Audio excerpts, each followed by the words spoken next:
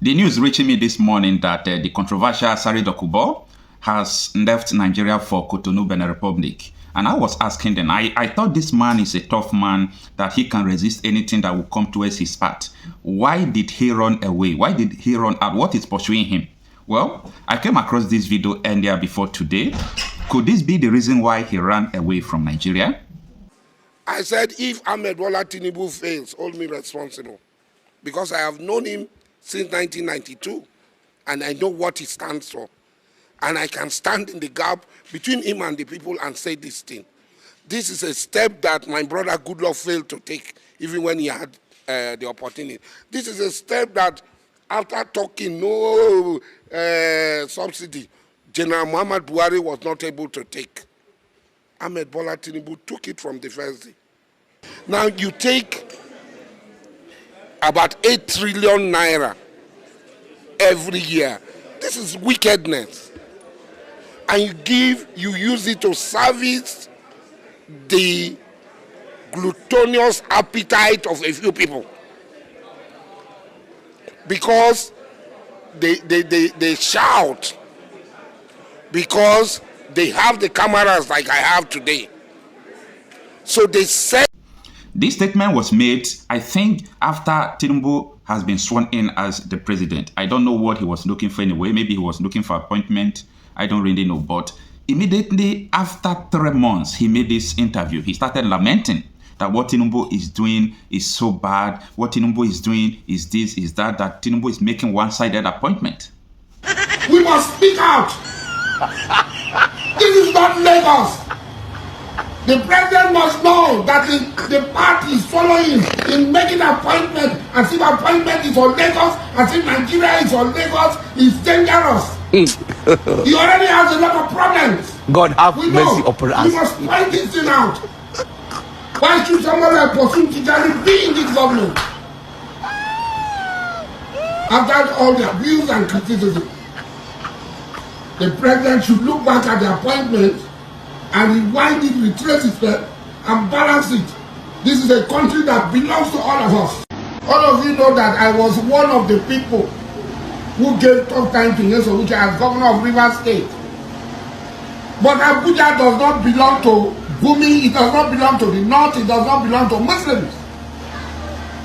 That is the truth of the matter, and we must say it clearly. It does not belong to us as Muslims. Abuja was built with Ijaw people's money, with Igbo people's money, with the Shekri people's money, with Orobo people's money, with Isoko people's money. What they told us when we were leaving Lagos to Abuja was that Abuja will be no man's land.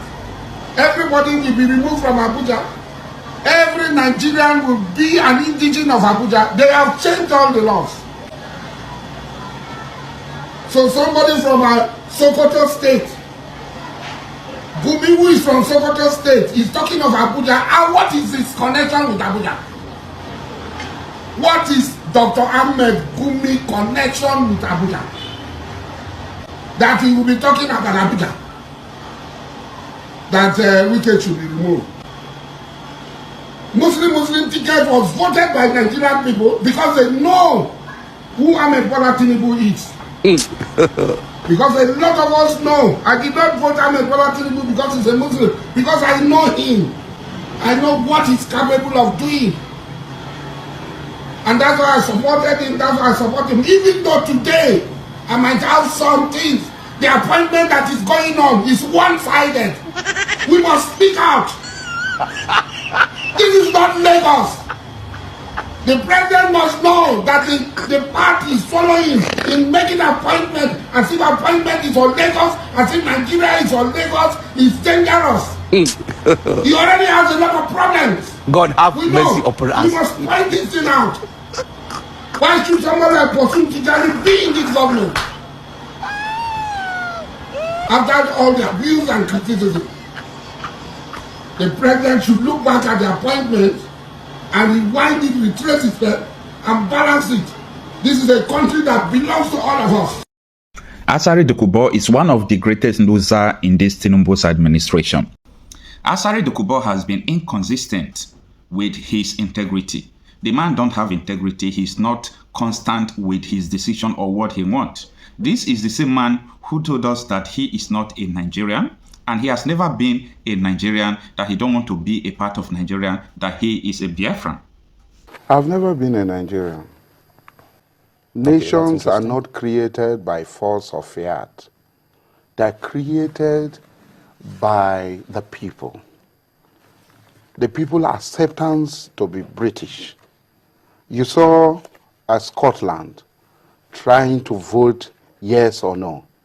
Today, no Scottish man can say, I'm not a Briton, because majority of Scottish people have accepted to remain in the British Union under the British flag.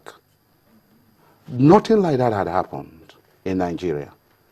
We have demanded for us to be together. No Lord is needed to bring all of us together.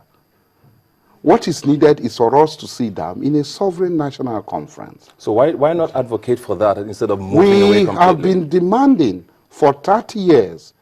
I've been regular and I've been demanding for a sovereign national conference. People had opportunity to talk, but it was not sovereign. It had no power. It only have persuasive, advisory. No, what we want is an holistic national conference, a conference that the people will have the power to say, we don't want to be Nigerian. This is how we want Nigeria to be. We don't want a situation where somebody will arrogate to himself the power to decide the fate of other people. We want a Nigerian that recognizes that there are different nations, no matter how small they are, and they are accorded the same space in Nigeria. You seem very passionate about Nigeria, and I find that very contradictory with you saying that you're not Nigerian. How do you balance that out, being so passionate and wanting all of these good things about this country? No, if they say if you cannot beat them, you join them. How about not every one of us will join them? Look, what we're saying is about justice. It's about my identity as an Ijaw man. A lot of Nigerians talk nonsense on television. A Nigerian come on television and says, do not talk about ethnicity. So if I am no longer an Ijaw man, who do I become? I become a nobody.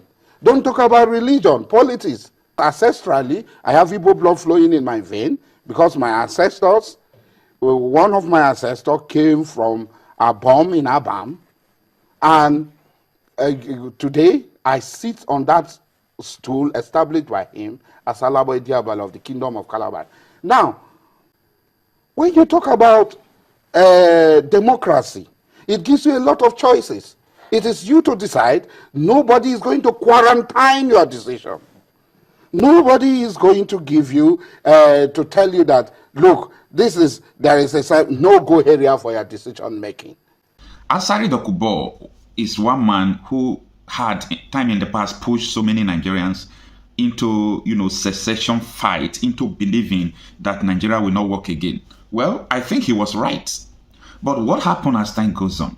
You see, if you want to enter into a protest or into a fight with government with somebody that has this stomach infrastructure, someone that lost money so much, you must be in danger, because the person will betray you. The person will follow your back and collect money and keep his mouth shut. Asari Dokubo was one person who believed that if Nigerians should come together to talk about how they are going to be existing, that is going to help even in the security architecture and everything. But a time comes, everything about him changed after Muhammadu Buhari assumed office. He was bribed. Yes, he was bribed. He was giving, there is an allegation that he was giving 2 billion naira and he sold his conscience. It's an allegation. Nobody proved that in the court of law. So this is the situation we see ourselves in Nigeria. And that is why I do tell people that if you see anybody talking about secession or talking about how Nigeria could become better, study the person with time. It is only time we reveal those who have the interests of the people at heart. It is only time that we reveal those who really want Nigeria to become better. Somebody like Bola Tinubu, in the year 2002, he openly told Nigerians that he don't believe in one Nigeria. So somebody who don't believe in one Nigeria today now, people call him the president. So somebody who doesn't believe in one Nigeria is now the president of Nigeria. How do you people want this geographical area called Nigeria to progress. Someone who once said he doesn't believe in Nigeria is now the president. Nigeria forgets history so soon. That is why so many things that are not good are happening to us. Things that are not supposed to happen to us are happening to us because we forget history so soon. Tinubu said that he don't believe in one Nigeria. And today, he is the president. If it is in the developed country that study and deal with people's history, somebody that Tinubu shouldn't near any political office. So, this is what we are saying, that Nigeria cannot progress through propaganda. All this issue of secession that we are all talking about, we have forgotten that we are only worried about people who are seceding at level of ethnic, organizations. We have forgotten that Nigerians, in their majority, have mentally seceded from this country. Yes, majority of you are no longer in this country. You are just trapped in Nigeria. That's why you are still here.